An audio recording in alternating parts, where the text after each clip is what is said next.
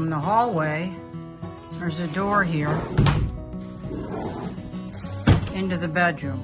This thing is huge. It needs to change or go.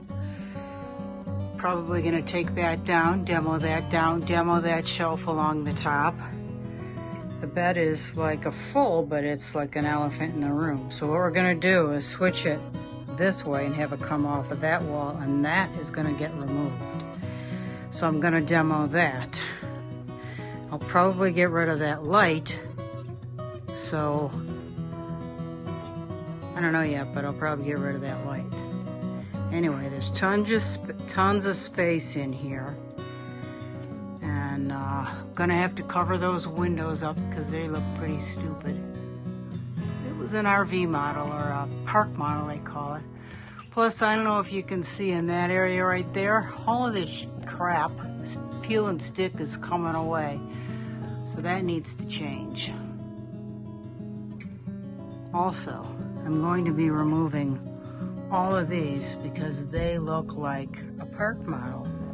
Although I'm wondering if that's pretty solid. I'm wondering if there isn't some kind of electric behind it, but I doubt it. So that rack will come down, and what somebody will have left will be this wall system, which has tons of storage. 2 hanging closets, one here, one behind this glass. And I don't know if I'm going to keep that glass. It's in great shape, so I don't know. But anyway, tons of storage below. So I don't think I need that. That's coming out. And I don't think I need that. Or that. So we're going to take that out. This was pretty straightforward. There was just screws underneath. Up under there. More of this junk. Screw holes. And screws underneath here, and the same thing with the bottom, and it came out really easily.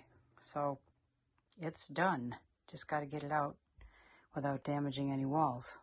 I'm thinking that this bed should go over there. It will open up the room a little bit because the bed right now sticks out pretty far, and it would fit perfectly in there. Actually have a couple more inches on either side of the bed. It gave me about 6 inches, so the bed itself will come out to about here.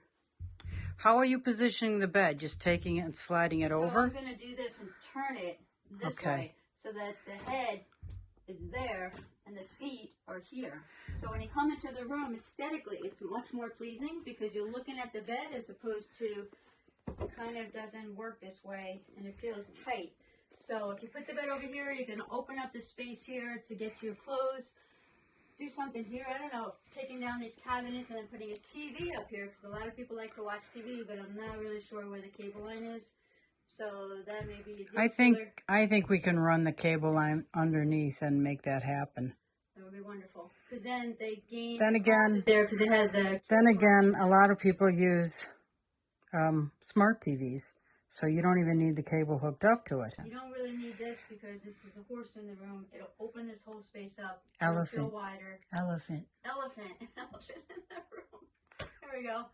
Okay, so let me ask you, do you think centering it underneath this window here is a good idea, even if it's close to that wall? Because it's easier to make a bed when you don't have it up against a wall. Okay, so will the bed fit between these two? Yes. Yes, it actually have about 3 inches on each side. So at least you can get there and put your arm down and tuck it under, you know, if you need to. So, and you can also swing the bed a lot easier into the room. So if you need to swing it a little bit this way to fix this side of the bed. To make the bed. Do that, right, to make the bed. Okay. But I like it because I'm gaining a lot of space. Just reorganizing furniture sometimes really makes a huge difference in a room. So what was the size of this? 80 by... So this is a full/queen size. So it's 5 feet wide. Isn't it either a full or a queen? Yeah. I don't think it could be both. Correct. That was 80 inches. This was 80 inches. So 80 inches, I believe, is a queen, and it's 5 feet wide. So I think that's a full. This is not the first time we disagreed. I think it's a full. She thinks it's a queen. Either way. 5 feet by... We're not getting rid of the bed, so we're going to keep it and just reorganize this a little bit and make it feel open and spacious. We're also going to get rid of this up here. Right. Melanie took down that already in the other bedroom, in the other room, not bedroom. What we did, was to remove the slats that were, well, you can see the yellow. That is a wood putty that I used, and it feels very secure. Very secure, no movement at all, so that's nice. I wasn't sure joint compound would do that same thing, so I used wood putty. But something else Virginia and I decided to do, so I'm going to pull that out, is put a texture on this wall. It's a joint compound, latex paint, all mixed together, and then you roll it on this wood, and then it gives you some kind of a texture and a tooth. That's what we're going to do. And you can see this crack here. I'm going to use some of this stuff. I probably double it up because that's just going through.